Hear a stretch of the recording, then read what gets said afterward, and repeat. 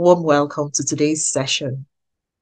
We've tagged it Nurturing the Nurturers because we know that parenting is a full-time job and it is undeniably one of the most rewarding, but nonetheless, one of the very demanding aspects of adult life.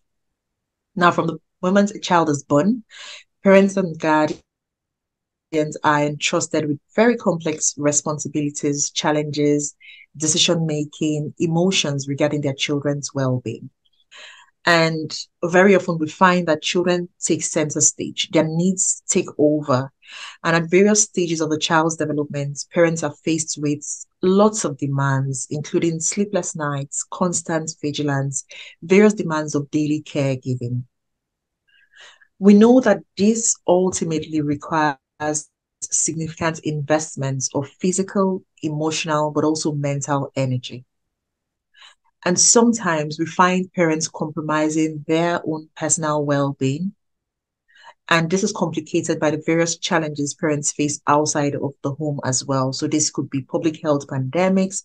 We've recently come out of the COVID pandemic. It could be natural disasters. It could be the cost of living crisis. It could be the world situation.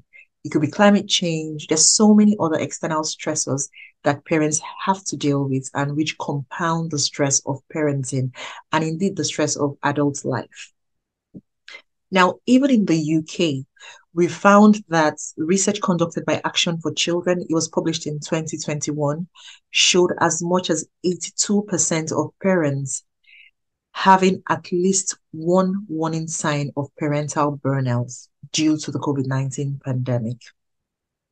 But even now, while the UK has come out of COVID-19 lockdowns and most parts of the world, indeed, practically every part of the world has come out of the lockdown, experts still warn that most parents are in a chronic state of stress. And as we know, you cannot give what you do not have. Therefore, parents need to be in a good place themselves to be able to support their children and the young persons that they cater for physically, emotionally, and mentally. And that is why we're having this conversation today, because we know that it is important that parents are in a good space, and that requires self-care and that requires nurturing yourselves as well. We also know that sometimes it is not as easy as it seems, and all of these external stress factors make it more difficult for people to take a step back, think about themselves, and take care of themselves. So I think I should even say congratulations to all of us who are here today for being deliberate about it and taking the time to say, let me go learn something new about how to take care of myself. And I want to believe that we will all be the better for it, not only for ourselves, but also for our children and the young people that we care for. So thanks for being here and congratulations. Well done, you made the right choice. So we have with us today our distinguished panelists, and I'd like to introduce them to you. Now, during the registration process, you may already have seen some indications of their bios and the things that they do. And you would have seen that they are indeed experts and well positioned to advise on self-care for parents, but also for everyone. So I would first call on Mia Eisenstadt. Dr. Mia Eisenstadt is the founder of Fatherly. Mia, would you like to say maybe a word or two very briefly about what you do? Hi there. Yeah, thank you so much for having me, Dr. Petty. And so my name's Mia. I live in Oxford in England, and I'm a psychologist and also a founder of an app for fathers. And so I believe that families are well set up to support each other if fathers are also supported on the parenting journey, that they'll better support their partners, and then in turn them and their partners can support their children. And historically, there hasn't been many services for fathers. And like Paddy was saying, we've had the lockdown, and during the lockdown, dads became a lot more involved in childcare. So I'm really interested in all the factors that contributes to family well-being, to child well-being, to mums and dads. And yeah, we have we have an app which was co-designed with fathers. So if you know a dad that would like some parenting or well-being support, check out the Fatherly app on the App Store. It's free to download. And then I also teach on a program which is applying psychology and neuroscience to child and adolescent mental health at UCL. And thanks for having me. Thank you very much, Mia. And Mia will tell us a bit more about the app later on in today's conversation. Thanks for being here. Next, we have with us Yvonne Bignell. Yvonne is a self-care coach and very invested in healthcare as well. Yvonne, would you just say something really brief about yourself to introduce yourself? Yes, of course. Good afternoon, good evening, good morning. And said my name is Yvonne. I am a self-care coach and actually a physical intelligence practitioner. So a lot of my self-care work is really around bringing women who I predominantly work with back to their bodies and actually understanding the relationship that they have with their body and how to nurture themselves so that they can show up in the world to do the brilliant things that they are put here to do. And part of that obviously is parenting. So I use a coaching approach. I am also a nature facilitator, and I tend to blend different modalities to help my clients in the very different ways that they need support. I'll leave it there. Thank you so much for that, Yvonne. Next, I'll invite Avril Matthews to tell us a bit about what you do. Hi, Paddy. Thank you. Thank you very much for having me here this evening. I'm a life coach. I'm based in Northumberland, which is in the northeast of England, and I coach people all over the UK. So I coach people from their 20s up to their 70s, talk about anything to do with life. So talk about things like imposter syndrome, habits, mindset, boundaries, lots and lots of very common things that we all deal with. But the number one thing that I talk to people about is self-care, because it just hits on every level. So I will always ask my clients every week, how are you doing? How are you looking after yourself? And we'll have an active discussion about what they are purposefully doing to increase that self-care and then to increase resilience, avoid burnout, the sort of things we're going to talk about tonight. So I am passionate about self-care. Thanks for being here. And we also have with us Abia Sonia, who is the founder of ASCB Consultancy. Abia, would you like to say a brief word about what you do? Hi, Dr. Avery. I'm sorry, Dr. Avery, Dr. Petty. Thank you so much, Africa Kindness, for having me. So I'm an integrative life coach and also a counselor. So I work with families and I work with individuals and teenagers. I believe that your mental health and emotional well-being is very, very important in order for you to live a thriving life consistently. I also facilitate positive psychology to students all over the Northwest in order to improve their emotional and mental well-being as well. So yeah, thank you so much for having me. I look forward to the discussion. Excellent. Thank you so much, everyone, and welcome to our esteemed guests as well. Thanks for joining us. So the 5 main things we'll be talking about this evening. First, we want to understand what exactly the issues are. So you would have heard our panelists talk about burnout or mention burnout in introducing themselves, talk about perhaps stress. So we would want to understand what exactly do these terms mean, especially burnout. What do we need to look out for? So that is one aspect of it. The other thing we'll talk about this evening is really how does this affect us? Why is it important? What are the implications for ourselves as parents, but also for children and young people in the family?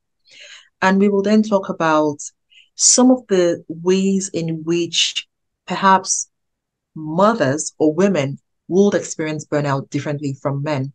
You would notice that when Mia was introducing herself, she talked about fatherly, which is really focused on fathers. And you also would have noticed that Yvonne talked about working with women and perhaps older women as well, who may not necessarily be having children at this point, but have older children and so have some experience in terms of combining not only having children, raising children, but also other aspects of their life as adults.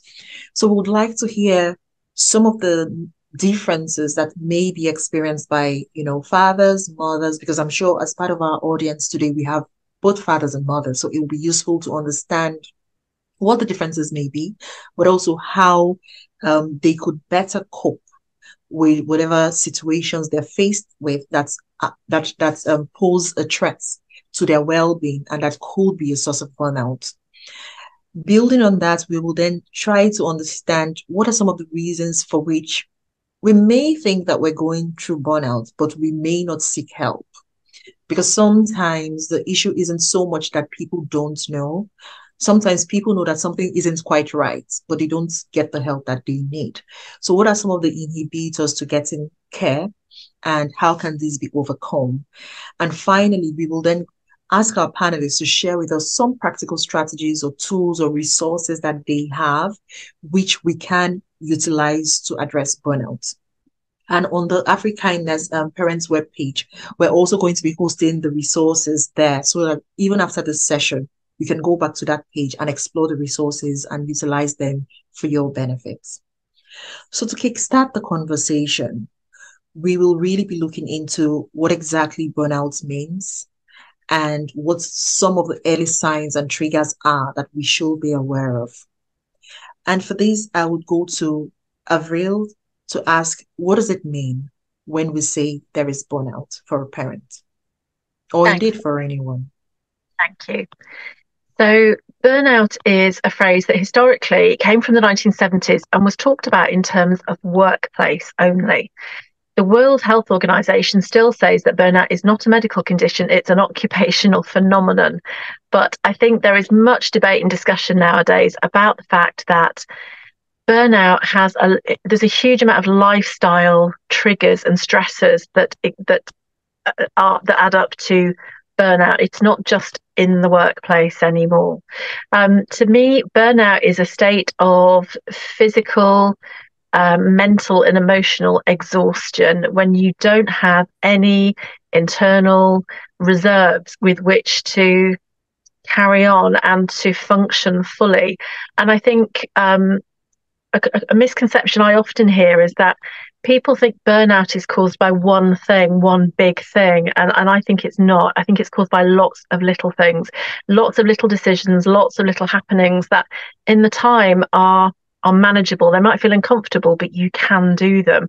But add all of those little things together and you will get to a place of burnout if you're not looking after yourself and trying to sort of avoid that. So little list here. So this is what I found when I was burned out. So I went through a period of about 5 years of a lot of family illness. 4 of my closest family members were all ill at the same time, at sort of overlapping times. I had business and a big part-time job.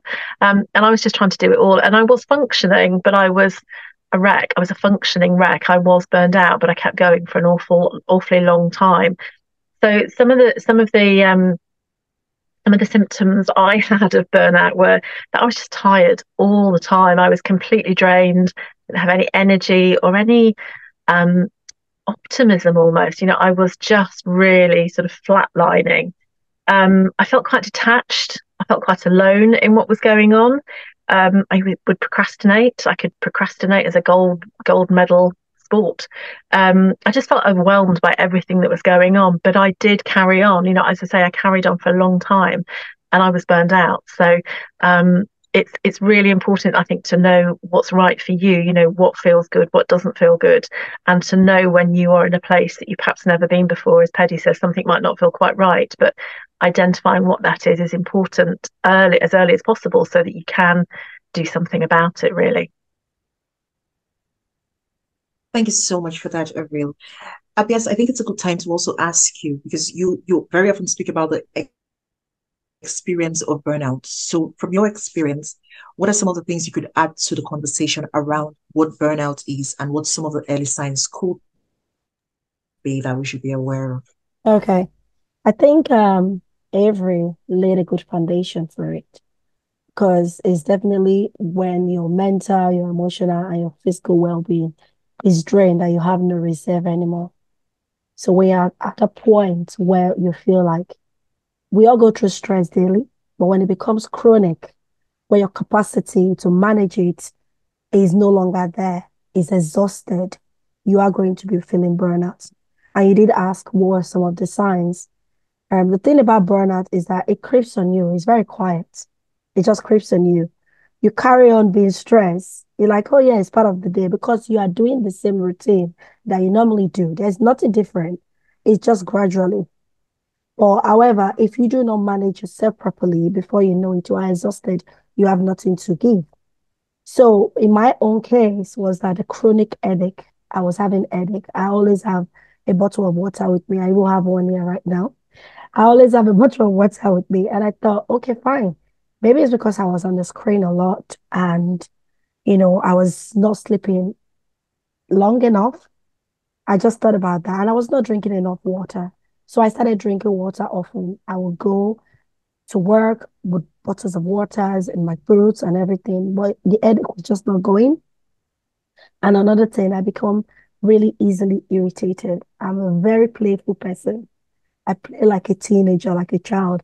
But this time, the littlest of things will just get me going up. And you'll be wondering, your reaction is not equivalent to what happened. So I was easily irritated and my patience level was just like that.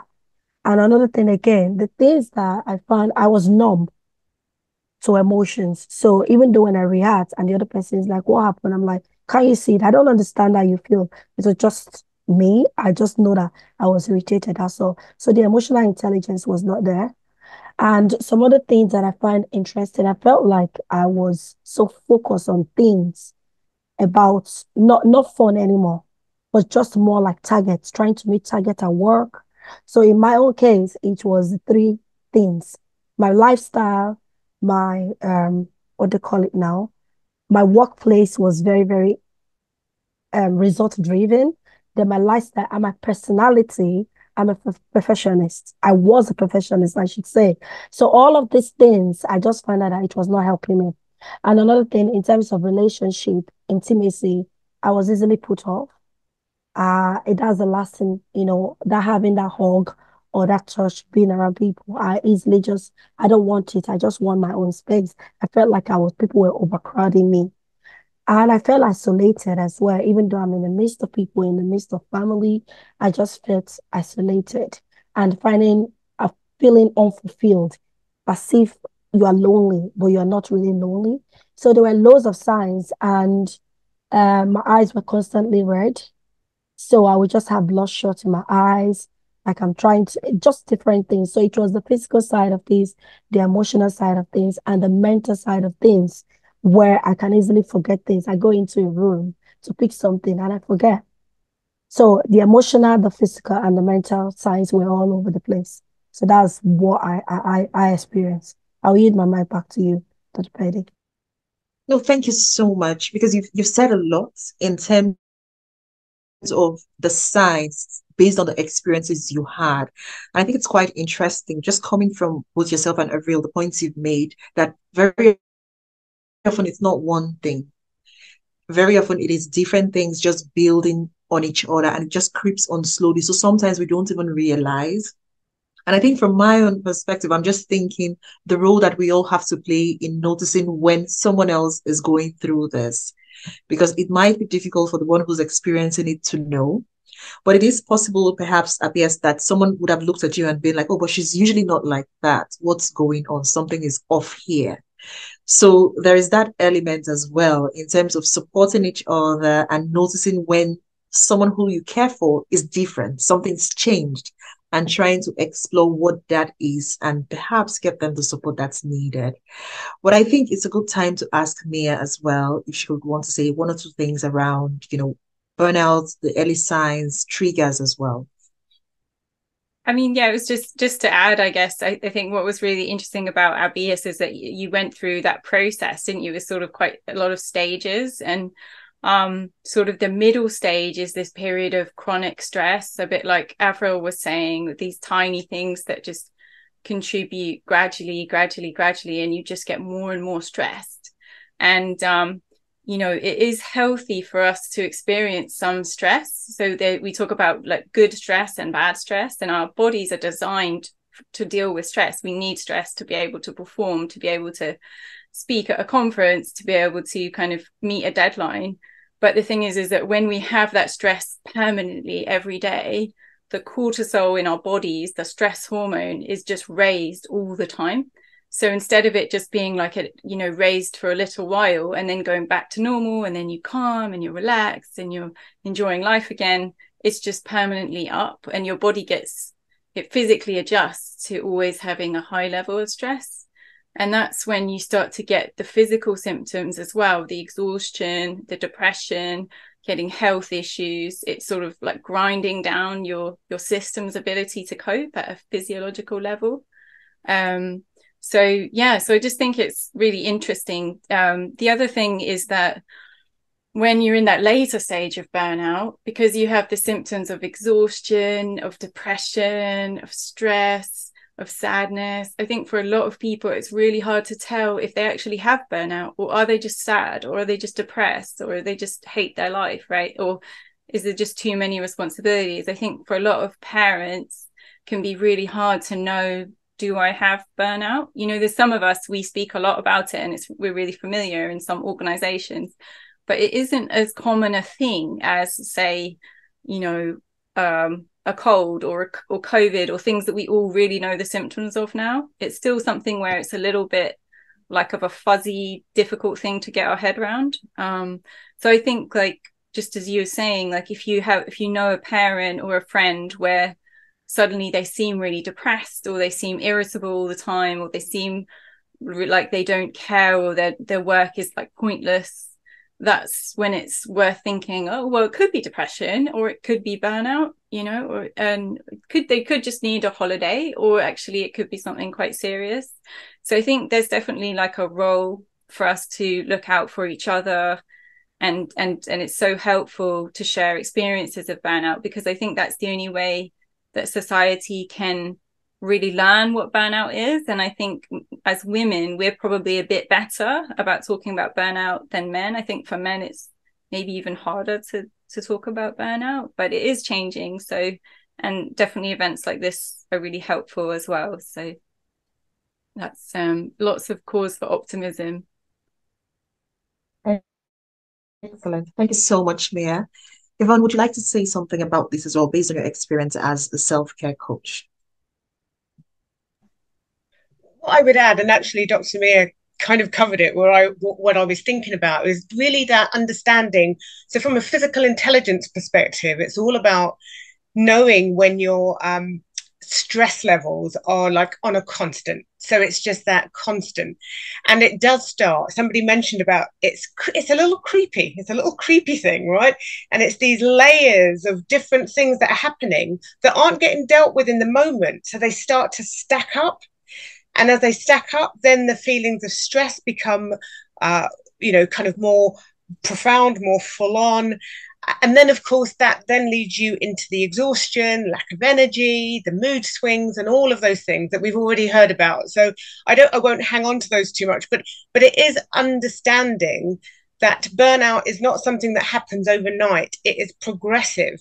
So when you're trying to think about how did this happen, you can almost guarantee it was weeks, months, whatever ago. It wasn't something that happened yesterday or 2 weeks ago. It is that gradual build up, and then the body literally saying enough.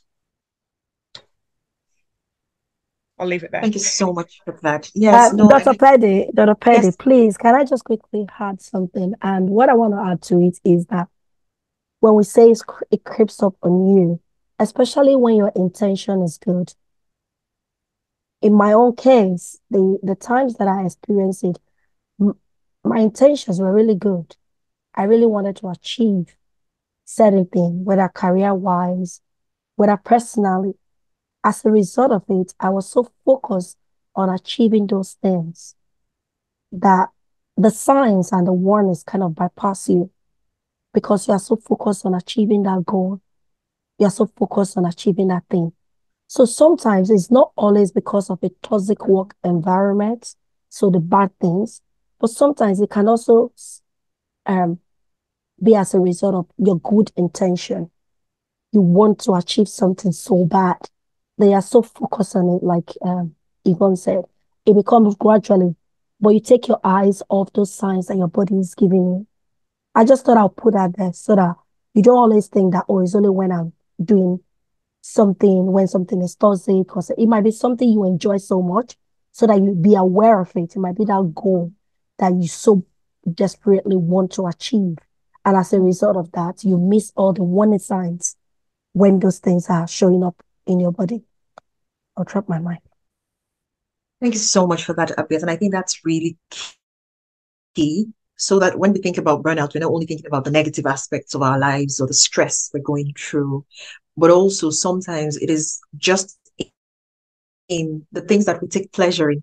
And I think the point you made earlier around it builds up. So it's different things coming together, because of course, as adults, there are different aspects to our life as well. So I guess one of the lessons is that in assessing what we're doing and how much we're putting in terms of efforts, energy, and all of that, we need to think holistically about the different things we're doing, as against just one aspect of our lives or the other.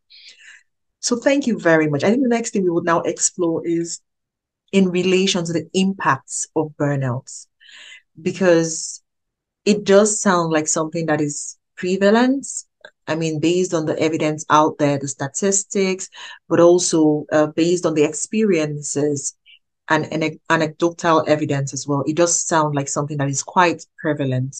So the question then is, what are the impacts of burnout? And is it something that we should be really that much concerned about? And I think I'll ask Avril to share her thoughts on this. Thanks, Paddy. I'm going to start with sharing just some stats about burnout, actually, because a major report was published last month by Mental Health UK. And what came out of that were three big headlines, which were, of the people that took part in the study, 91% of people said that they'd experienced high or extreme level of stress in the preceding year. So 91% of people. 24% of people, so about a quarter of people, said that they were unable to manage the stress in their lives. And 20% of people said that they needed to take time off work to deal with the mental health issues that came from those prolonged periods of stress. And the 91% really staggered me when I first saw it, because it just seems like we're all heading towards it. Everyone can feel that they are dealing with so much more stress in their life now, and that burnout is a real risk for a lot of people. But what also came out of that report were, again, I mentioned when I spoke before about these lifestyle stresses. So what stresses us? So things like, the cost of living crisis, that's looming large now. But they thought that contributing factors, 64% of people thought that poor sleep contributed to burnout and their stress. And when you think about that, that's again quite an incredible stat, because sleep is something we've all got some degree of control over. But that's huge. 64% of people saying I'm not getting enough sleep. The financial uncertainty, the cost of living crisis, poor physical health, feeling isolated. That was another big one that came through.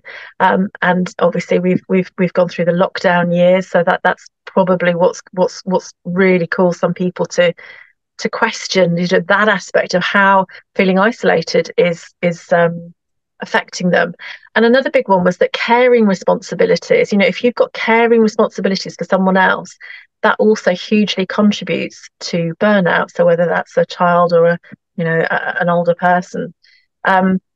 The interesting things are that the bad sort of stats, that's what we're facing. Some of the good stats were that connection with other people was really key in alleviating that stress and preventing burnout. So I think something like 71% of people talked about having a supportive network outside of work. And I think we very much, I certainly believe now that burnout isn't just a workplace phenomenon, as the World Health Organization says. Having a work-life balance, more than half of people said that was really important. That was a way that they could control burnout, that they could look after themselves. Exercising regularly, that's another one. So there are some very interesting things coming out, very interesting discussions happening in the world of burnout. But as I say, 91% of us say that we have experienced high or extreme levels of stress. And if that, as we've all said, if that carries on over a prolonged period, even if at the time it feels doable, it feels manageable, not pleasant, but it's one of those little things that happens, that's what could lead to that phase of being burnout, however that looks for you as an individual. Thank you so much for that. Abias, would you want to say anything around the impacts of burnout and how we could possibly manage? Avril has told us about exercising and connecting with people. Interestingly, in Africaness, we talk about living, connecting, and thriving. So really, that importance of making the right connections and expanding our support networks as well as a way of promoting our well-being and improving the outcomes for the children that we are taking care of as parents, as guardians. So, Abias, would you want to say anything around the impacts of burnout and how this can be managed effectively? Right. Thank you, Dr. Petty. The impact of burnout will be on the physical side. So in my case, I broke out with hives because my body was in such a chronic stress. It was almost as if I was a junkie and addicted to to work. So my body was in a constant state of stress. I wasn't sleeping well either. And I just broke out with hives. I was itching like mad. I never heard about hives before. I was wondering, what is this? And it came out in the night. So I was itching all over. But in the morning, it disappears. And as an African person, I thought it was a spiritual attack. So that was what I was thinking. Like, what is this? I did not even think about it as because I was always in a stressful state. Until one of the night, it broke out again. I had to take a picture of it and I took it to my GP. And it was like, oh, Sonia, this is hives. Oh, okay. What is hives? And he explained to me that my body I was stressed. And this is my own way of coping with it. As if, I don't know, it was just not right. My body was not able to take it anymore. So I had to see that sign in my body in terms of hives. So I had to go on some medication to stop the itchiness, not to stop the hives, because it would come up when I'm under stress. So that's the physical side of things. You were saying the impact of it. And when I did not correct what was going on, I had a miscarriage because it was just too bad.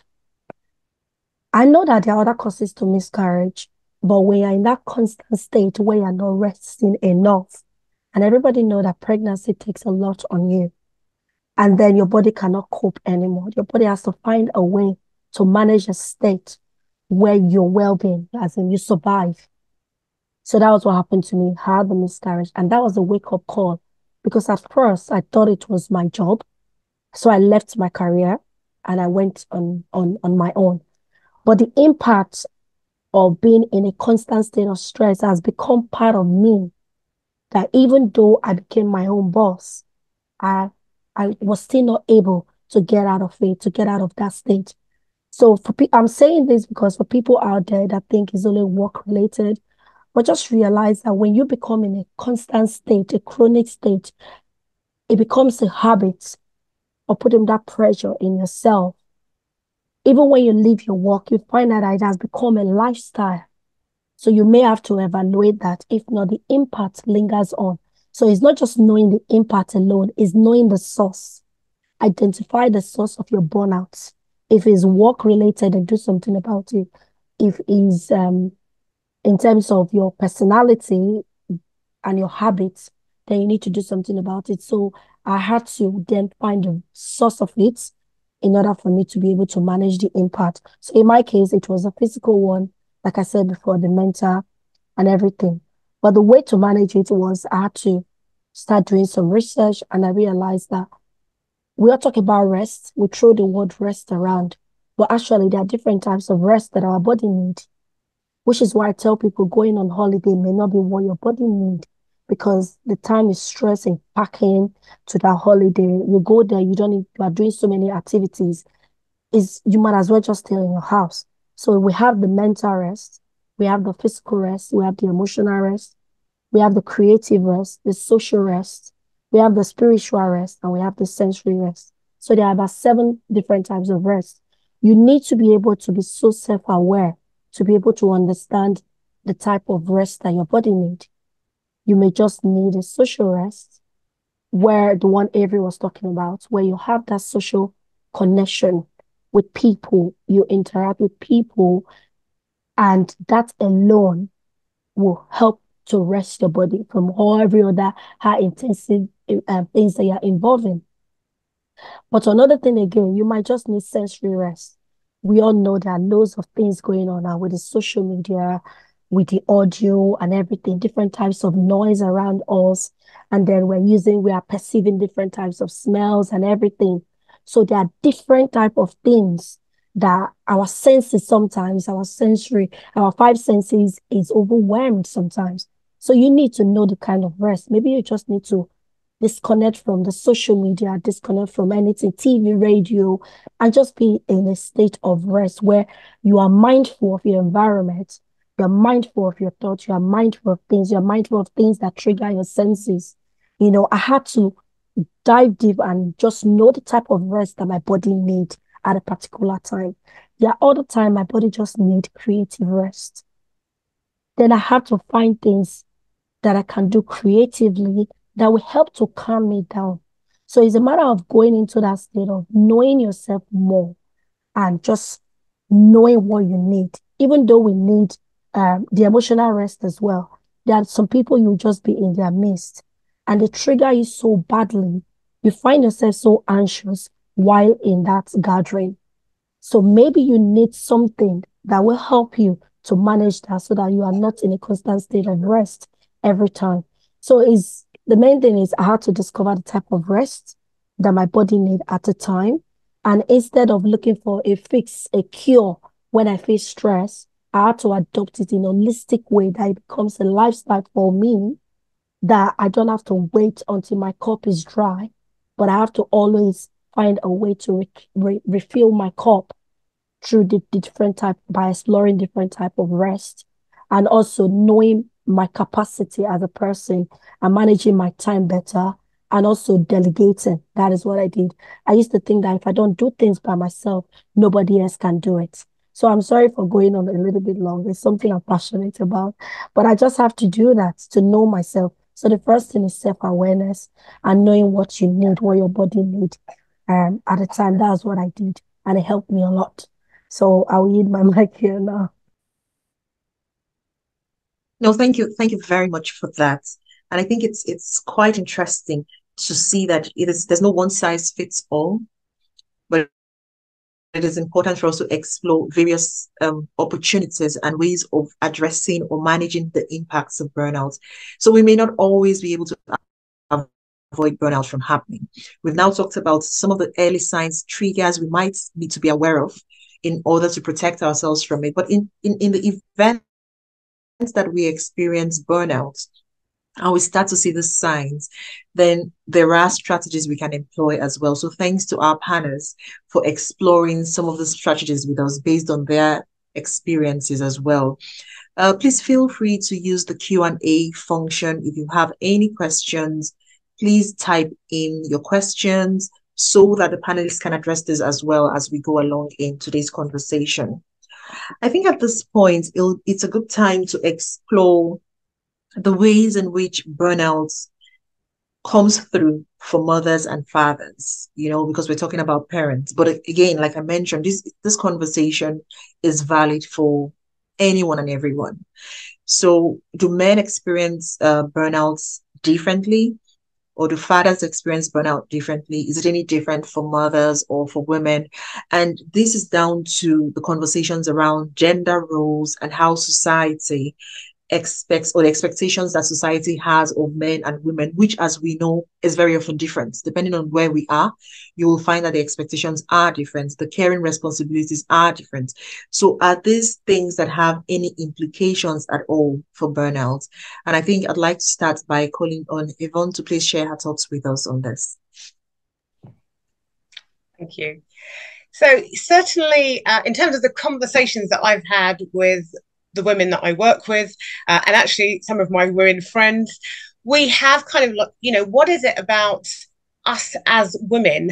What might draw us towards having to experience going through that burnout experience? And quite often it's because we are trying to meet all of the expectations that are coming at us. So quite often there's the societal expectations and how we need to be as women, and there are quite a lot of expectations that come from that societal perspective. Then we also may have some cultural expectations that are also coming at us, as well as our own, what we demand of ourselves. And it was interesting, somebody mentioned earlier about that kind of drive to be successful. And I think that when we're talking about parents, as we are in this, generally speaking, women tend to I want to be the best mom on the planet ever designed. I've got to be there for my kids 24/7. I've got to do everything, be everything they need for nothing.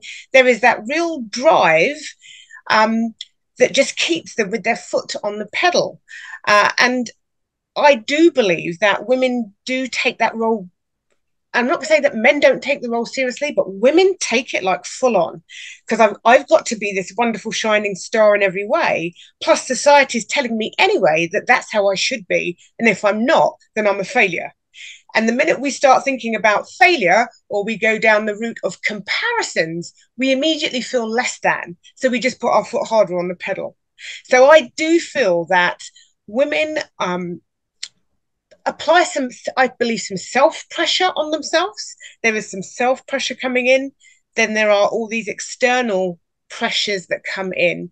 And I do feel that we need to understand that we can be brilliant parents without killing ourselves, because actually one of the greatest pleasures of being a parent is that you're actually here to enjoy watching them grow and develop. Now, if you go down that route where you kind of stress your body constantly and you end up in that burnt out state, how long do you think you can manage that for? How many times do you think your body is going to allow you to go through that before it takes a real full-on turn and you become in a state where you can't do anything? And I can't think of, as a mother myself, I can't think of anything worse than being in a position of not being able to do anything for my kids because I've burnt myself out, because I am no longer capable of doing something. So I do feel that for women, there is a real societal pressure that goes along with their own pressure that they put on themselves.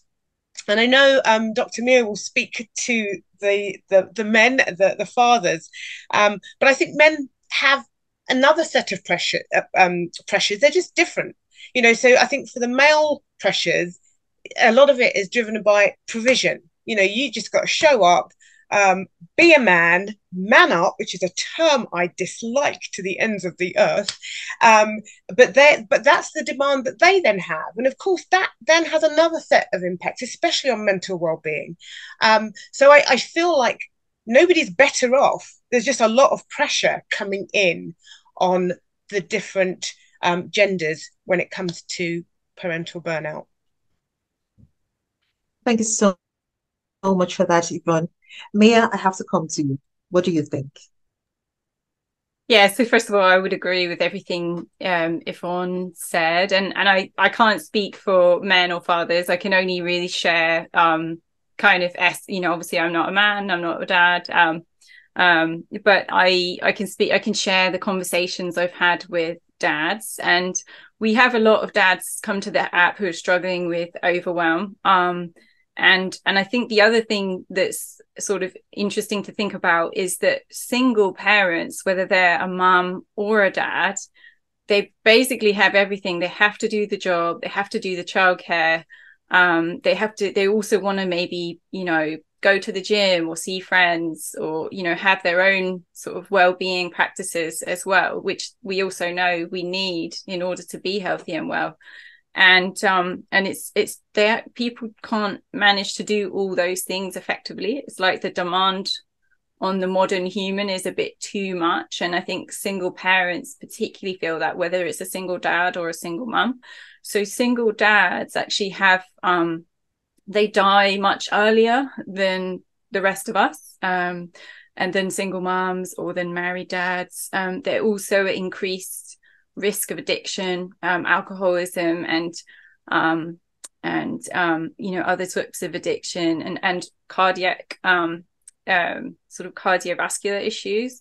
So I think that's the other thing as well to mention, that goes back to what Abias was talking about, is, you know, when you're successfully recovering from burnout, you become aware of your body, and you start doing what your body needs, and you start listening to your body.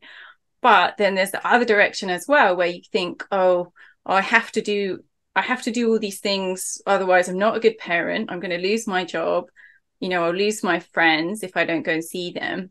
And that's when people start numbing behaviors like drinking, like being addicted to sort of dating apps, to, you know, anything that can basically distract from sort of the pain or the difficulty, or from what the body's really feeling.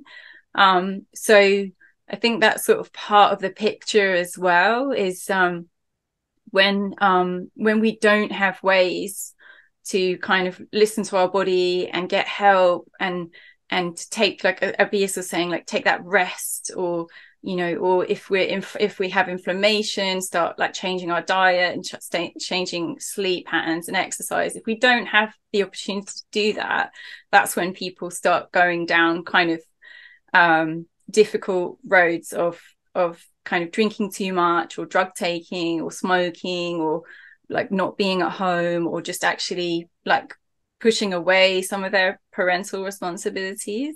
So I think it is worth thinking about, you know, what happens when people aren't supported or don't have that insight of listening to their body. And then the other thing to say is that it impacts children as well.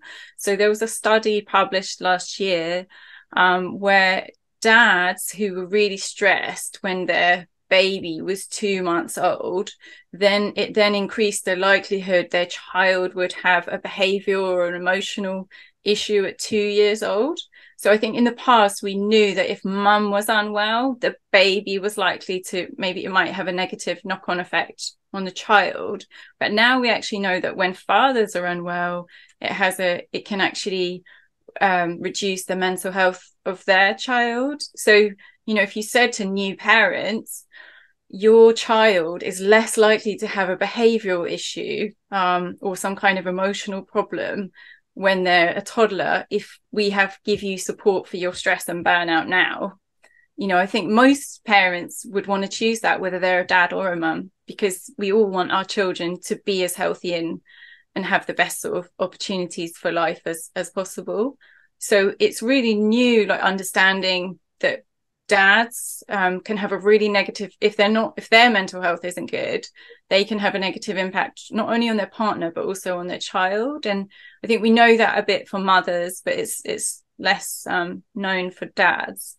But so it just shows how important mum's health is and dad's health is. And I think the other thing just to mention as well, I completely agree with Yvonne that historically dads have always been the provider, but there is a sort of change now where there's certain family structures where maybe mum is a barrister, or mum you know, and dad can get sort of flexi time, where, you know, dads are actually at home looking after the kids and mum's out working, and they can both be burnt out for completely different reasons. So I think things are really changing now, and they're different. Obviously there's still some patterns, and generally obviously mum, we're sort of biologically geared up to have a baby, and you know, there's a lot of importance to looking after mum first as the bearer of children, but dads are increasingly taking on more roles, and then also realizing how hard it is when saying this. I can't actually do all these things. And you know, so it's the burden, I think, on parents and on modern life is a lot, and I think that links us to sort of what we're going to talk about as well, is like, what do we actually do about it? Because there's lots of strategies that we can do to sort of protect our mental health, for ourselves and each other. Thank you so much for that, Mia. I think one thing that's just going through my mind listening to all of this is that we need to be kind to ourselves, because there is a lot going on, you know. So if one's experiencing burnout is not a sign of weakness, it's not a case of, oh, why am I experiencing it? The next person doesn't seem to be experiencing it. Because sometimes you don't even know, right? That everyone's experiencing it, but just in different ways. And even if it were so that no one else is experiencing it and it is just me or you experiencing this, it is valid. It is your experience. And we need to be kind to ourselves and think more about how to get the support that we need, because that is critical. It is key. And considering how prevalent it is important that we are already aware of how to support ourselves through that process. And I think we've also talked about the fact that we need to also be looking out for each other, one another. So you're not only looking out for yourself in terms of, am I going through burnout? But you're aware enough to say, someone else seems to be going through something that's not right. They look different. They seem different. They're acting differently. How can we support them? One of the things I know that is key for us to consider is, what are the inhibitors to getting help? Now, in the conversation, Yvonne mentioned cultural issues, for instance, and I think that Abias also alluded to that in her intervention earlier. So the question is, what stops us from getting help? You know, what are some of these common inhibitors of self-care, and how can we overcome these? I'd like to ask Avril to maybe share her thoughts on this. Thanks, Hedy. I think really picking up on what Yvonne and Mia were saying about parents is that a great inhibitor can be when people that think that self-care is an indulgent thing, it's a luxury thing, it's for me, it's a much more fundamental thing. It's how we look after ourselves. It's how we feel those sort of inner reserves. But it can have quite a negative connotation to say, I'm going to do some self-care, because as parents, I think we can think, oh, I'll do everybody else first. I'll sort everyone else out. I'll give everyone what they need, and I'll get to me at some point later. And that's a dangerous place to be. I think it's a very natural place to be, that we put everyone ahead of ourselves. But actually, that doesn't help us be the best parent, spouse, co-worker, family member. So I think a great inhibitor is that, it's self-care is not really a big thing. It's a luxury thing, and it's not something that, it's very hard to put yourself first. To say, we tend to put everybody else first and not ourselves, and the famous thing they say is, that if those masks fall on an airplane, you're supposed to put your own on first before you help anyone else. And of course, in daily life, we tend to do the opposite. We tend to, as I say, look after everyone else, make sure everyone else has got what they need. And then with a little bit of time left, we might do some self-care. And I think that sort of luxury element, that luxury sort of PR image it has, are two great inhibitors to self-care. Thank you so much for that, Avril.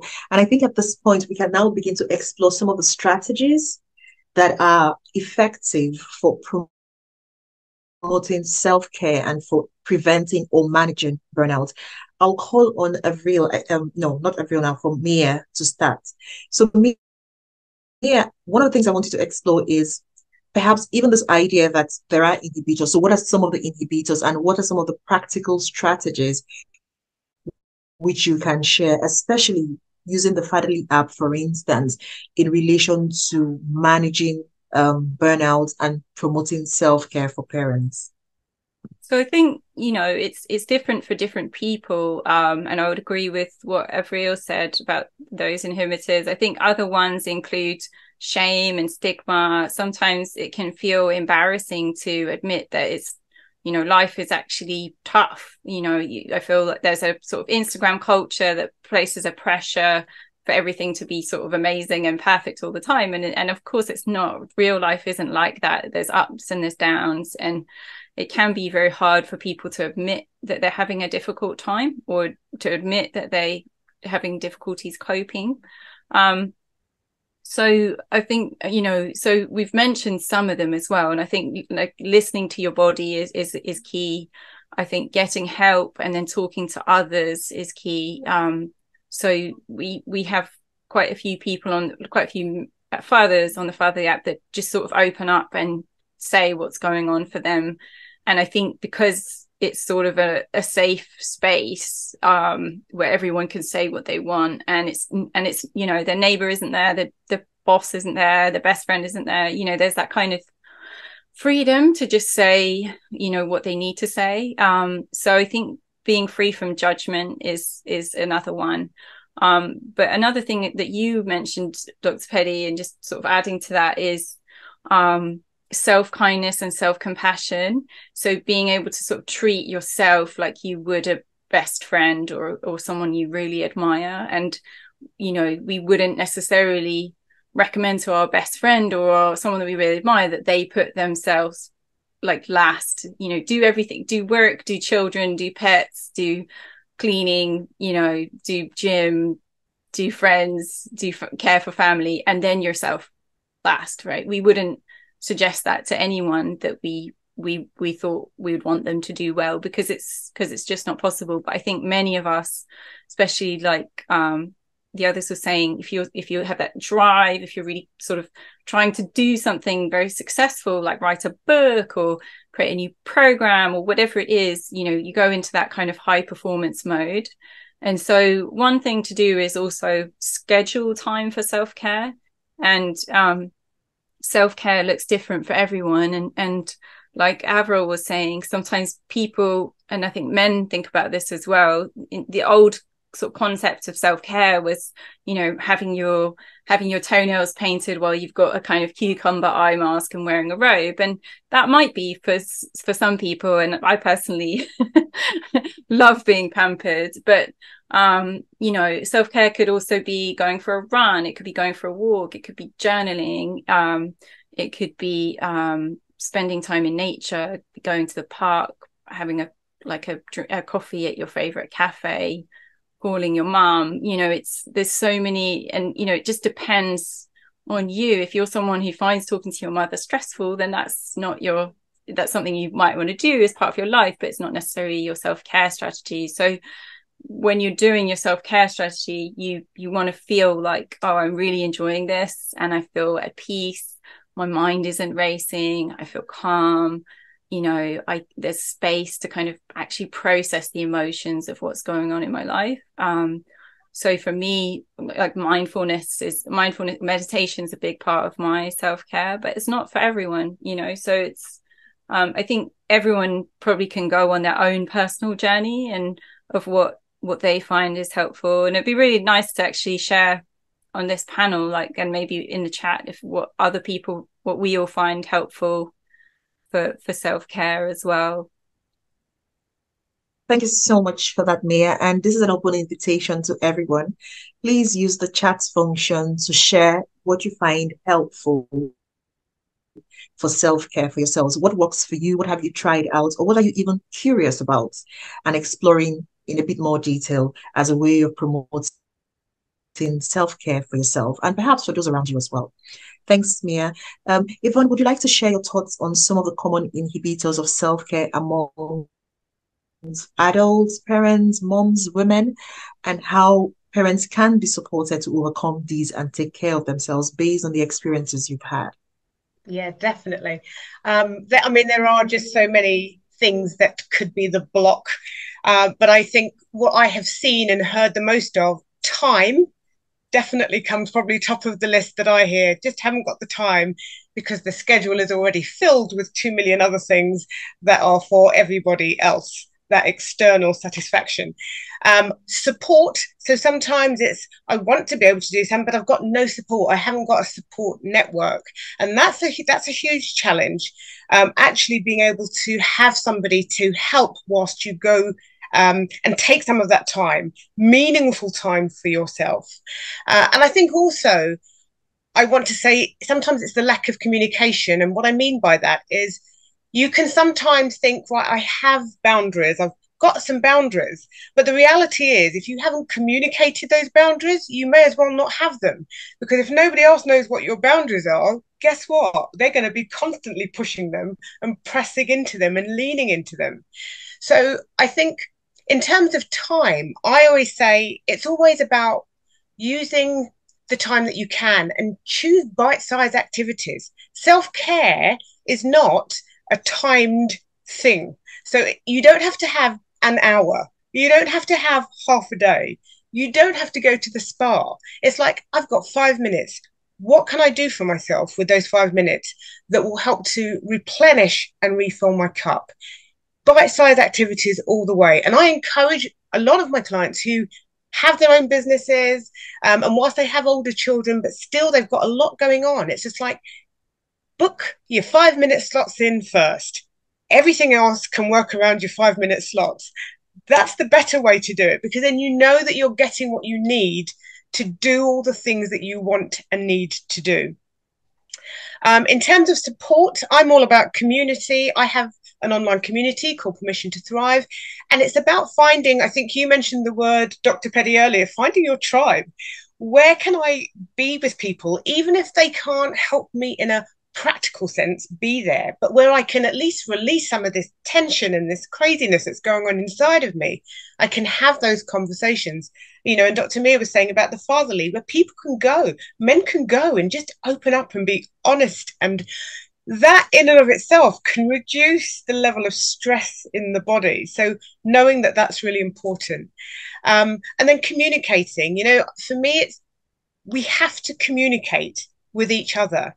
If I am feeling stressed, or if I feel like I just don't even know what's going on right now, the ability to speak to somebody and be able to say, everything is overrunning, I need to put some firm boundaries in place. This is what I need from you. This is what I need from you. Can we make this work? Having conversations and really, being supportive as a family unit is massive. So certainly as parents, finding that support. And I think the other thing is really about building resilience. And that starts with raising your self-awareness. One of the things that I say to most of my clients is, first thing in the morning, I want you to just say, how am I feeling right now? And just tune into that. First, how am I feeling? Because if you can tune into how you're feeling, you can start to identify what you need. And I could go on a million times more, but I feel like somebody else might like to speak, so I'll stop. No, but thank you so much. That's really profound, especially that bit around how am I feeling? Because it's a question we ask very often to others, isn't it? How Absolutely. are you? And I think even when we ask how are you, we need to pause and hear the response. Because it's one thing to ask, how are you? Or how am I feeling? And it's another thing to listen, especially considering that sometimes it's in what's not said that we actually get the real answer to what is happening. How am I feeling and how are you feeling? So let's pay attention. Let's observe people, how they dress, how they look, how they smile or not smile, as a way of really understanding how they are. And when we say, how are you? Let's not just want to hear, fine, short answer. But let's really, pay attention as a way of promoting self-care. Thanks a lot for that, Yvonne. APS, would you want to share any thoughts on some common inhibitors and how parents can be supported to overcome these and take care of themselves? Yes, please. I just thought I would bring this as another common inhibitor is the way we feel, because we seems to have really spoken extensively about stress and chronic stress. But I just feel we need to include feeling pessimistic and undervalued. There are people that have lost their job, that have been made redundant, and there are people that are stay-at-home fathers, stay-at-home mothers. Sometimes it leads to a feeling that you feel undervalued, that on its own can lead to stress as well. Not stress as a result of working too much, but stress as a result of the way you see yourself. You lack that fulfillment. So when you're feeling undervalued, even in the workplace, you're doing a lot of work, but nobody is even acknowledging it. You find yourself pushing yourself so hard. You are working out because I work with clients and sometimes I tell them, what do you do? I'm just a stay-at-home mom. But are you really just a stay-at-home mom? You are a home manager. You're a homemaker. You never stop. I did homeschooling with my children for 2.5 years. I work harder than I even worked in hours full time. It was unbelievable. It never stopped, right? Constantly, there was something while they were working on their task. That's the time I think, oh, this needs to be picked up. I need to tidy up this. So when you're working at home, you are a stay-at-home mom. You undervalue yourself. You are a stay-at-home dad. You undervalue yourself. Like Yvonne said before, you feel you're supposed to provide. So when the table turn around on the way you provide for your family, you undervalue what you do. And it just goes on. So we need to also acknowledge that you can end up getting burnout, not just only stress. And when you have a pessimistic view about life, about yourself, people can talk to you the way you don't like, and you choose to avoid them because you think they are toxic. Or if the way you think about yourself is not always positive, how do you run away from yourself? You are constantly with yourself. So that conversation, I want to avoid this person because they're toxic. How do you avoid yourself? So when you're constantly a pessimistic person, you can end up getting stressed out with your own self. So we need to also address the belief. We need a belief change as an individual, as a family, as a society, that when you say, I don't have time, is that really true? You don't have time. The time you spend on scrolling endlessly through Instagram, through Facebook, through LinkedIn, that minute you might as well use it for your meditation. And you say you don't have time. And that belief that I have better things, I have to do it myself because I do it better. You need to also correct that belief. Comparison, what you see on social media is what they want to see want you to see. When I fail, do you see it? I don't go out there and say I failed, but will it come out when we've managed to be successful? So we need to stop that. And making other people's emergency your priority, I don't think is right.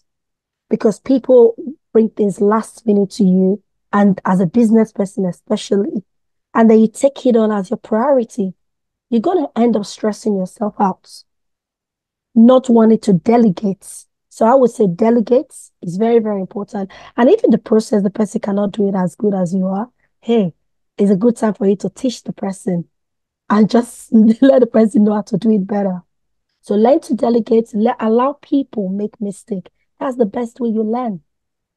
And also the way that I think another ways apart from every other list, I think this has been exhausted is learn to laugh.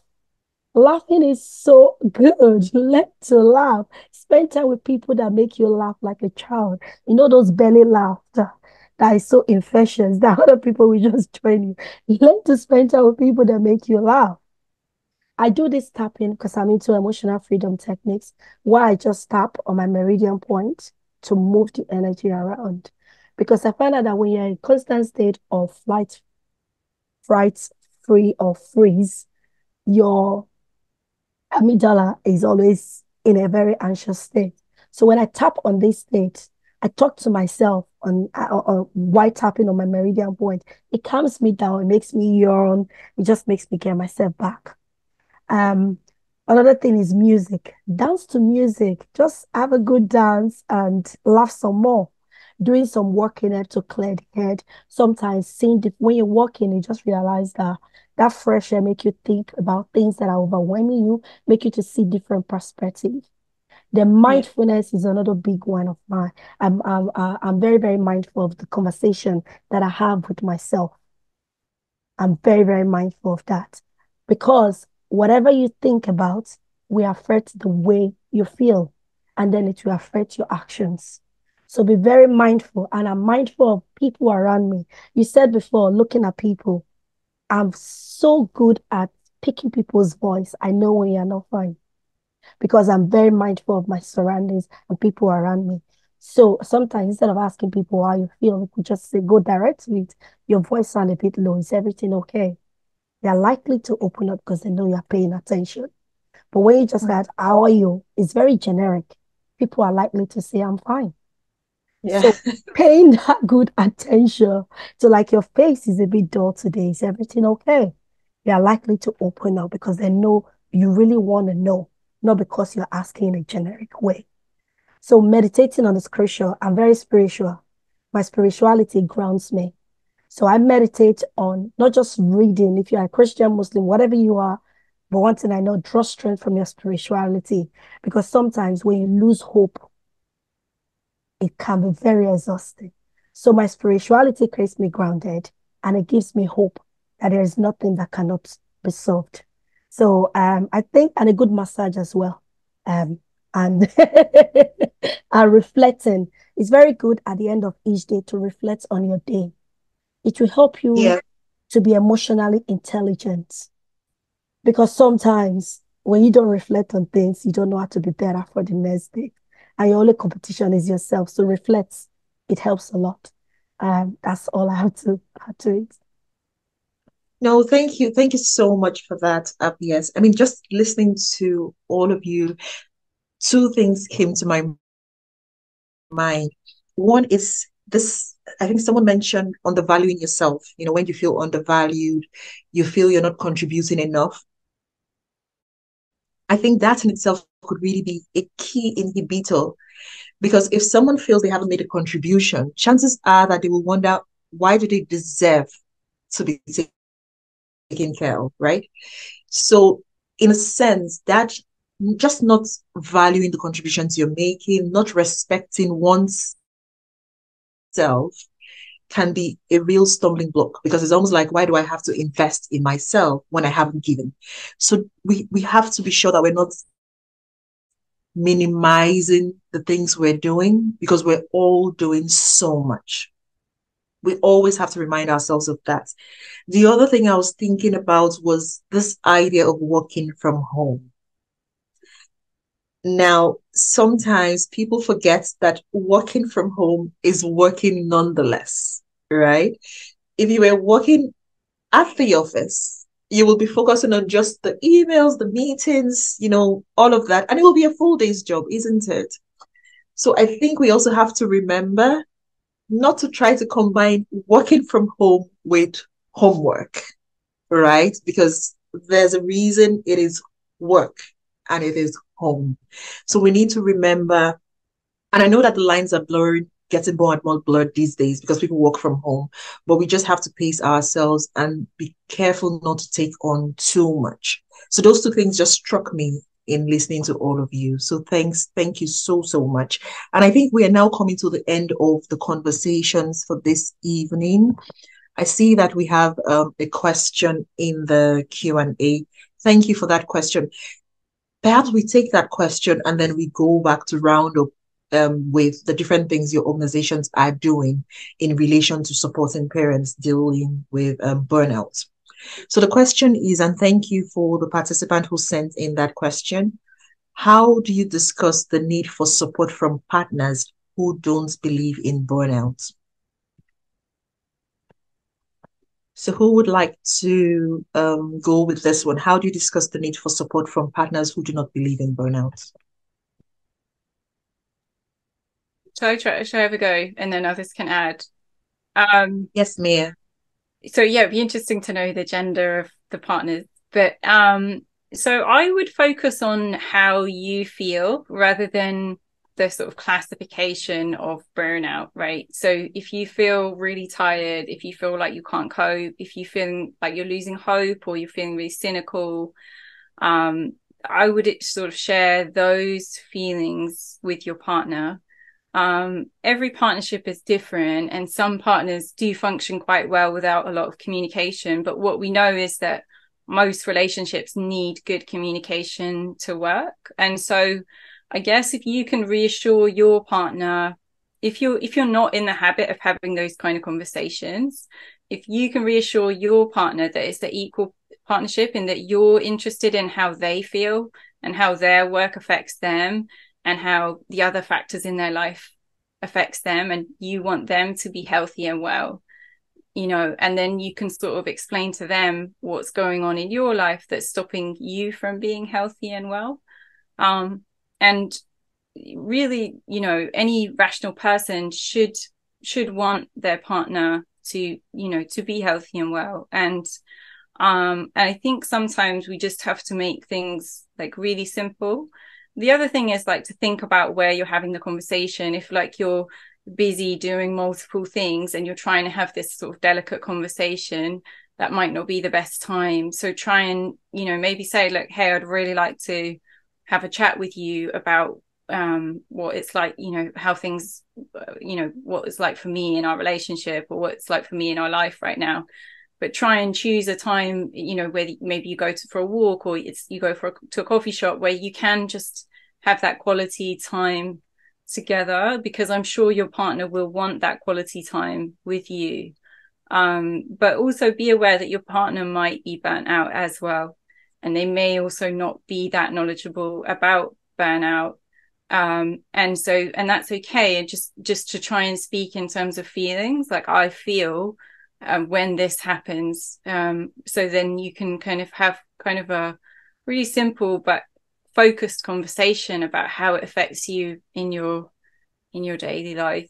Hopefully that's some tips in there that might be helpful. I know having these conversations can feel really hard, but I think the more that you try, the easier it gets. And then once that flow goes between you two, then you're in a great sort of position. So one of the things we talk about at Fatherly is talking to your partner or co-parent about your parenting battery.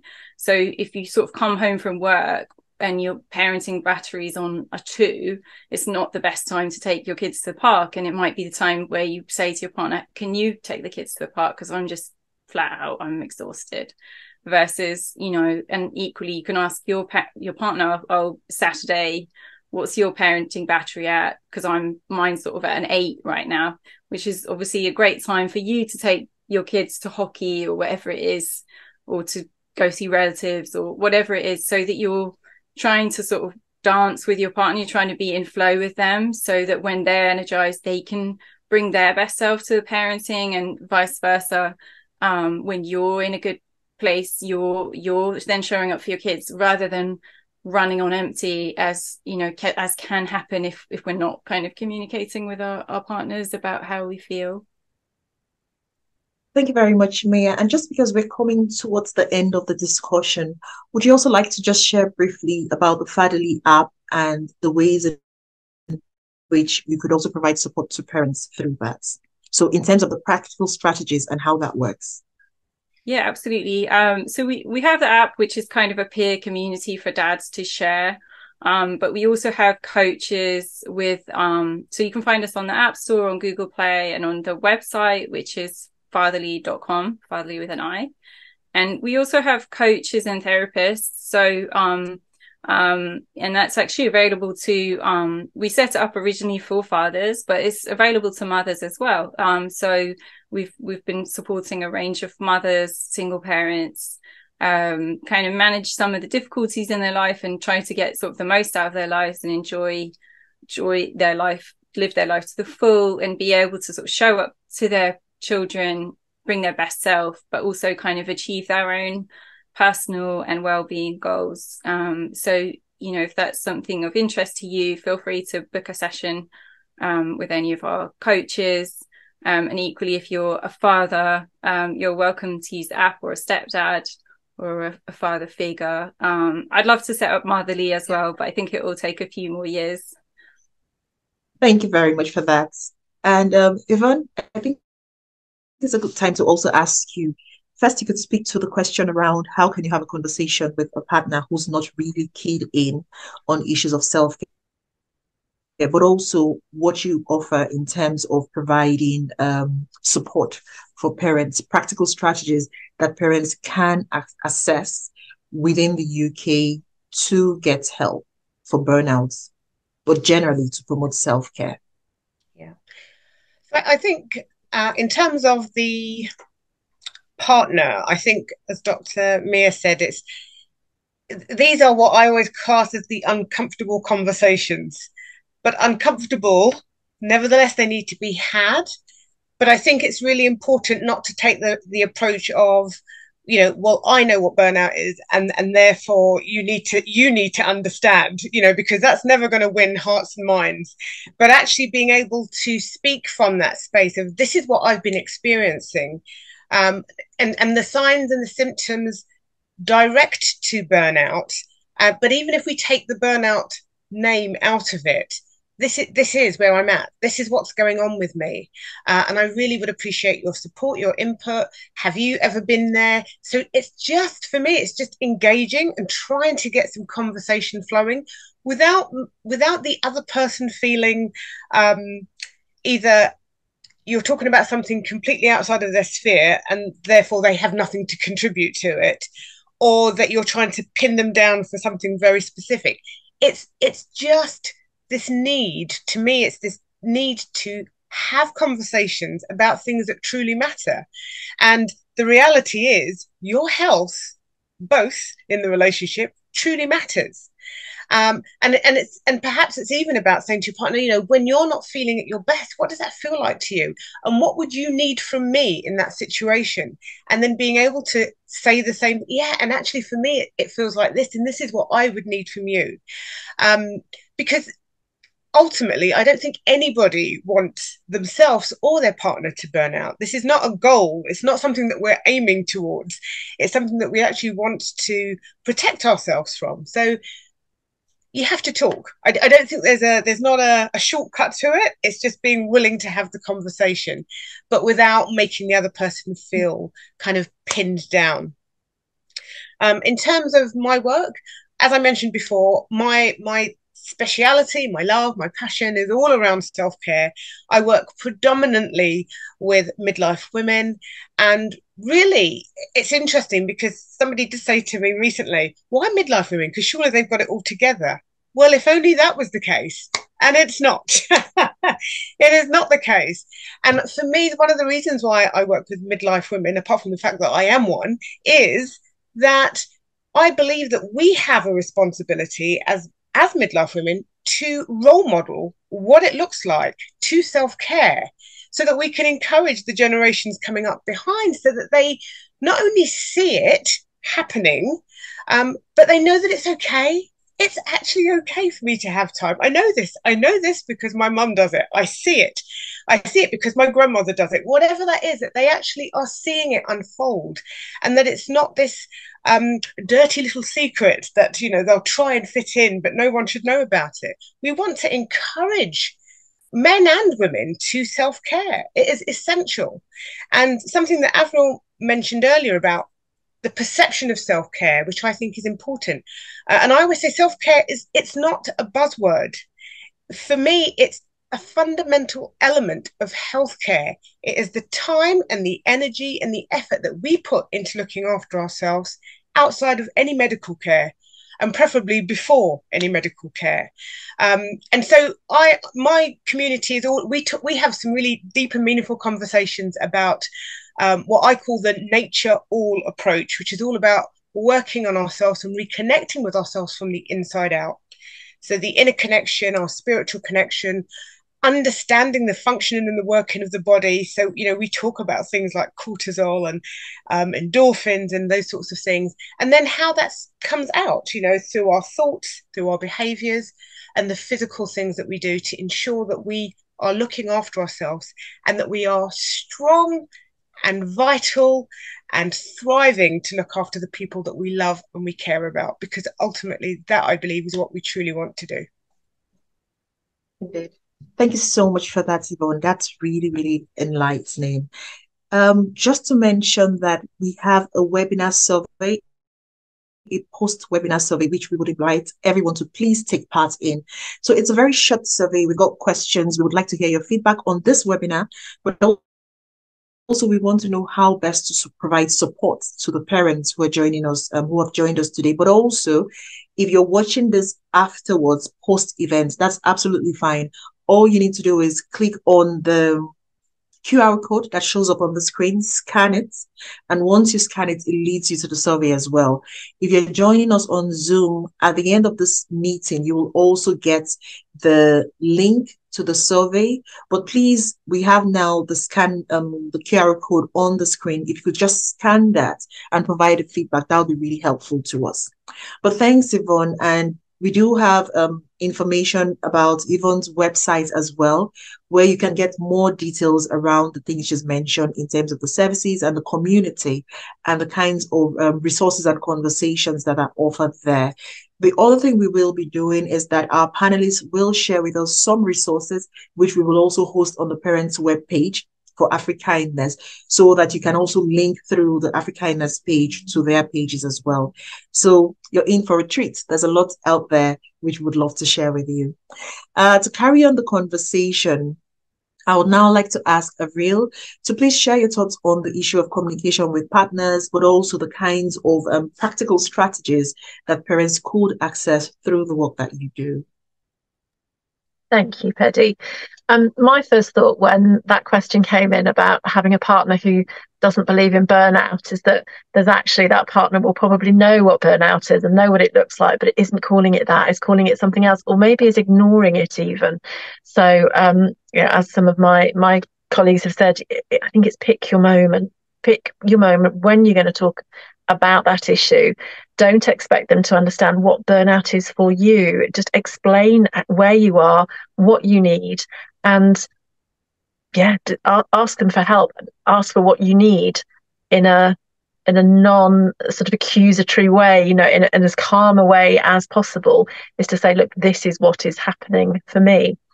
And so, a lot of the work I do is around helping people to build self-care routines, and that starts one step at a time.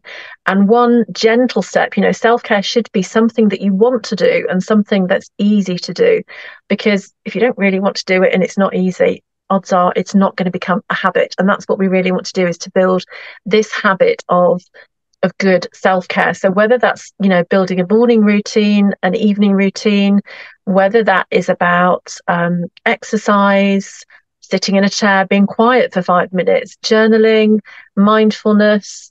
I've got a client who's one of her self-care activities is her ironing, and she hates ironing, but what she likes is what happens afterwards, where all her clothes are ready and sorted, and during the week she just picks them up and puts them on. So for me, one of my self-care pieces is tidying up and cleaning. And I do not like dusting. I have to say, why? But I like what it gets me, which is this calm, tidy environment. And my environment's really important to me. So, as I say, start with one thing. I think Yvonne mentioned that. Just pick your 5 minutes. And I think Mia talked about that Insta filter on self-care. Most self-care that I see is not sexy and good looking. It's really, really practical. But find one thing and start doing that, and get that to be habitual, and then add another thing. And I think again, that mindset piece for me is really important. And I, really want my clients to come from the angle of self-care is about sanity. It's not about vanity. So it's not this good looking, insta glossy thing. It's just whatever you need it to be. It's whatever fills those resources and fills you up, that recharges you. That's what self-care is. Thank you so much. So it's about sanity and not about vanity. Thanks a lot for that, Avril. Abies, what are your thoughts on this? Is the same question, Dr. Penny? Yes, please, because we're now wrapping up. So we just want to hear from you, and then delve in. Okay, so as per talking to the partner, I think everybody has said it all, that nobody wants their partner to be sad or to be burned out. And that is the truth. So is not the intention of anybody to do that. However, communication is quite key. I would just say, don't trivialize what your partner does and make it sound as if what you're doing is too much while he or she is doing the easy parts. Just state exactly how you feel. I think Mia buttressed this a lot when he said the feeling. Because I remember when I went back to study, and I thought my timetable will allow me to be able to pick my children after school. But alas, it wasn't like that. And immediately I had headache because I was tensed up, I was panicking. And when I got home, I was a bit snappy. My husband was like, "You were very excited to go to uni. Why are you not snappy?" I thought if I go through this route of being angry, he would never understand because he's not a mind reader. I sat him down and I explained to him what had happened. And he said, "Don't worry about it. I will change my shift.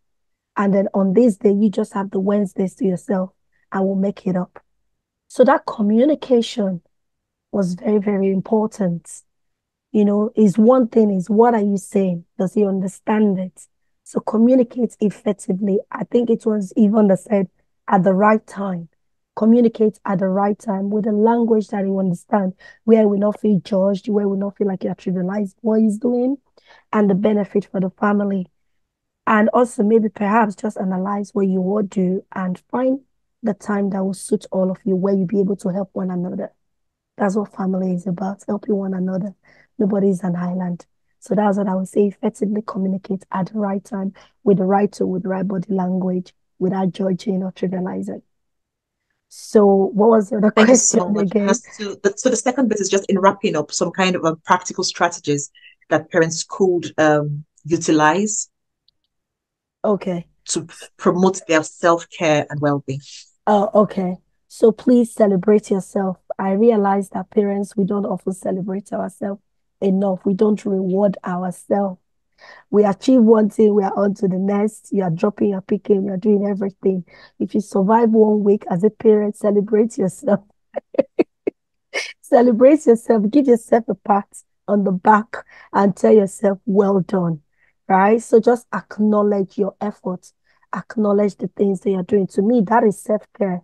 I'm not going to wait for other people to do it for me. And the things that you expect so much from your partner or from your children, perhaps do it for yourself first. And when you're modeling that, other people might follow suit and also give it to you. We often want other people to praise us, but we don't praise ourselves enough. We often want people to celebrate us, but we don't celebrate ourselves enough. So perhaps what you're expecting from other people, give it to yourself first and model it.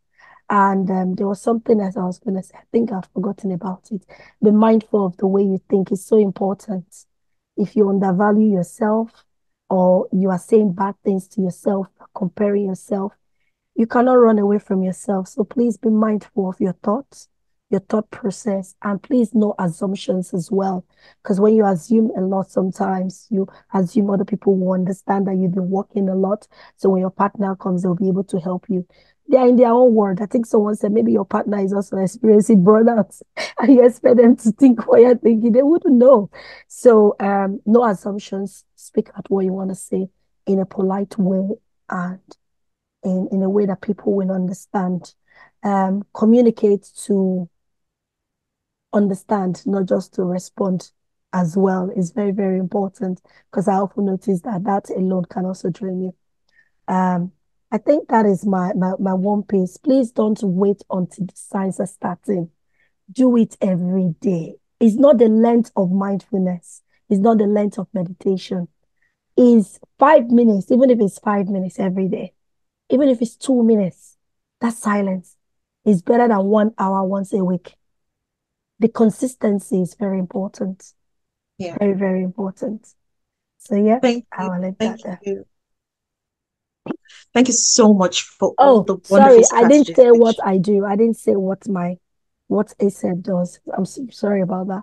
So ASAP basically we help individuals because I believe that when your emotional and your mental well-being is not balanced, it can reflect on your physical well-being. So basically work with individuals to help process their emotional and their mental issues or challenges, and also work with families as well, because I believe that the family is the bedrock of the community of the world. So working with families to be able to understand one another, especially teenagers, and understand themselves and to have values that will help everybody in the family to thrive.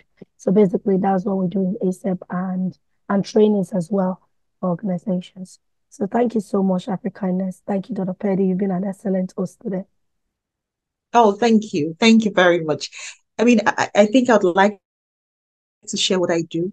I like to pick out an outfit that I really want to wear. And then I also like to style my hair in a way that I feel really comfortable. I was having a conversation with someone, and then after I explained to him, the dynamics of styling my hair, he said, "So does it mean that when I come into a meeting with you, from the style of your hair, I can tell if it's going to be a good meeting or a bad meeting?" I said, "You've learned something. That's correct." So sometimes it's really that basic, right? We should permit ourselves to, pick the colors that feel right depending on the mood. So I guess it starts with that temperature check. How am I feeling today?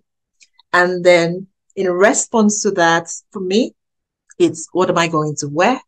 What am I having for breakfast? How am I styling my hair? And it all comes together, so that's my own little secret. I just thought I should share. But it's been a really wonderful evening for me, and I hope it's been very enriching for every one of us here. One of the main things that has come through, in addition to everything else that we can do by ourselves for ourselves, is the importance of community. And I think that even from the panelists, we've heard about various communities out there that can provide the support for what we need as parents to, take care of ourselves and provide the kind of support that would prevent burnout. But if we're experiencing burnout, that would help us manage it effectively. At Afrikindness, we also have the Afrikindness Connect. It is a parent web app, and you can download this online through the website or on the various Play stores as well. And the idea really is that through the Afrikindness Parents Connect, we're able to provide a virtual supportive community for parents. So it's free to join. And once you join, it's also free for you to set up a group that you're really interested in. So there are various groups already dealing with specific issues that we cover. So for instance, we have groups on neurodiversity, groups on parents with children in sports, groups on parents with an interest in GCSE A levels, various groups. And if there's something new that you're really interested in, then you can reach out to the admin, and that can also be set up. Really, it's about providing this community where we can feel free and supported as well. So that's one thing that I would like to share with you. The other thing is that as part of what we do at Afrikindness, we're providing resources. And we already mentioned the fact that our panelists here will be sharing resources with us that will upload to the parents' web page. Now, that's something that we're more than happy to share with everyone, and it's freely accessible. If you click on the link, which is already there in the chats, you will find resources to all the past webinars we've had, but also for today. And we will also be able to share with you the recordings from today's session, and you can also find recordings from previous sessions. So please, the QR code is online on screen now. Please scan the code and it will lead you to all of those resources. And do feel free to get in touch with us if you need any further support. In addition to the survey, we already told you about the survey which we're running. Please also engage with the survey so that we know how best to support. Finally, I would just end by saying that the next webinar we're having, which is later this month, is on neurodiversity.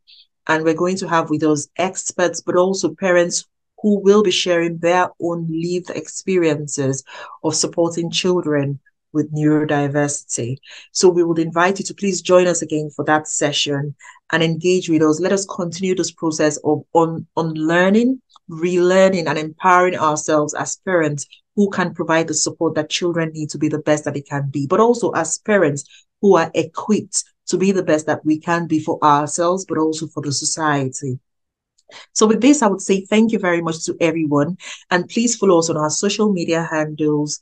Oh, before I go, there's one more thing. We have the parents training that's coming up starting in March, and this parents training is going to be a combination of both online trainings, but also in-person sessions. Now, the trainings will be in lead, especially the in-person sessions, whereas for the online ones, you can join from anywhere. But we're inviting parents who can go through the full training course. And if you go on the website, there's a dedicated parents training website, which provides all the information that you need. It is a free training. It is focused on parenting with purpose. And the idea really is to equip parents with the skills that they need to be able to integrate cultural values, but also positive parenting skills to support their children. So we're going to be covering things like how to reframe conversations around bad behavior, how to effectively communicate with children and teenagers, how to instill emotional intelligence, and how to even engage in play with children and young people as a way of effectively communicating and promoting the kinds of positive changes we want to see in them. So that's the idea behind the training. Applications are open until the 15th of March. And shortly after the closing date for applications, you will get a notification as to whether or not you have been accepted into the training. And the course start date would be the 21st of March. So please feel free to engage with this, share across your networks, because we want to be able to support as many parents as possible. And it is free of charge. At least there's no registration fee. So thank you very much for that. And please follow us on our social media handles. We're on Facebook, we're on LinkedIn, we're on Instagram and Twitter. Don't spend too much time scrolling, but just, keep in touch and be aware of the things we're doing going forward so that we can keep working together. With that, I want to say a very big thank you to all of you for staying with us. I know we've gone over the time by some minutes. Thank you for staying with us. Thank you to our esteemed panelists. And whatever you do, remain kind to yourself, take care of yourself, and just enjoy being a parent. Thank you.